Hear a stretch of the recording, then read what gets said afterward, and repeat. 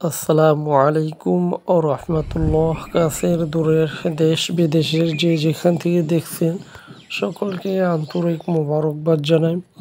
আপনারা দেখতে পাচ্ছেন যে বন্যার সময় এবং পদ্মা নদীর পানি বেড়ে যাওয়াতে পদ্মা যে নদী রয়েছে তার উপরে উঠে গেছে এই পানি, এবং আমাদের যে গ্রাম রয়েছে সেই গ্রামের বাড়ির পাশ দিয়েই পানি চলে এসেছে। আপনারা দেখতে পাচ্ছেন যে বাড়ির পাশের উঠানে পানি, এবং পানি প্রতিনিয়তই বাড়তেই আছে।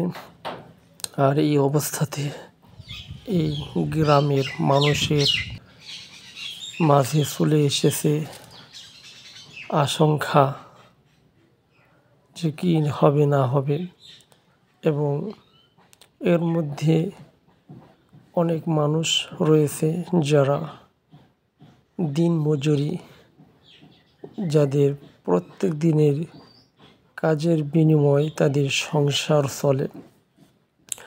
আর এই বন্যার পানি বেড়ে যাওয়াতে তাদের পরিবারের সমস্যা শুরু হয়ে গেছে। তারা এখন আর এই পানি বেড়ে যাওয়াতে কাজ করতে পারছে না, মাঠে যেতে পারছে না, মাঠ ডুবে গেছে।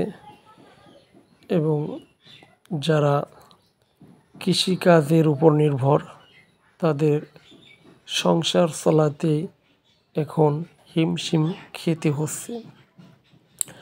আর এই বন্যার পানি বেড়ে যাওয়াতে অনেকের বাড়ির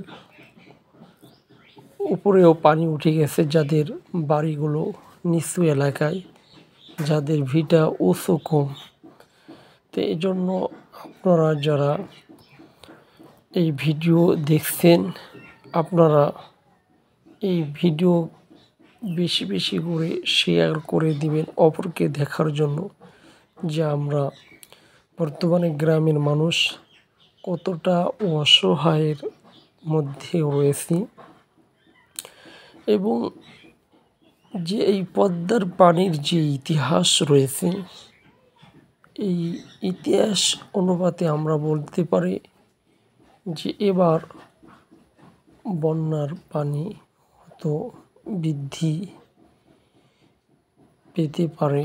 কেননা কয়েক বছর পর পর এই পদ্মা নদীর পানি বড় ধরনের বন্যা হয়।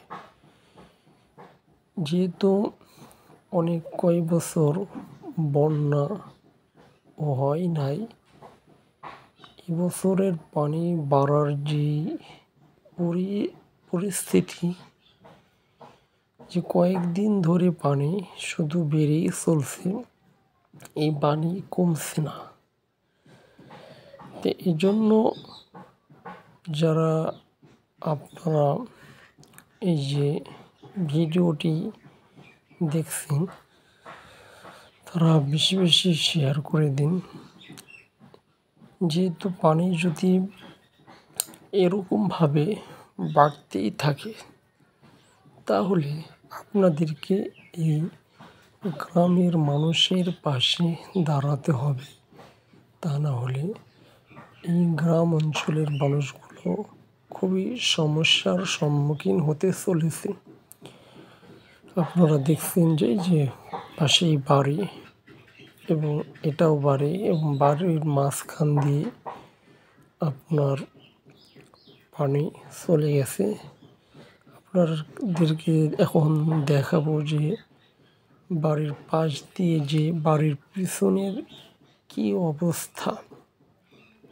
এই অবস্থাগুলো আমরা আপনাদের সামনে তুলে ধরবো, জাস্টিফাই করে দেখাবো যে কি অবস্থা, কোন অবস্থার মধ্য দিয়ে আমরা এই সময় অতিক্রম করছি, তা আপনাদেরকে দেখাবো।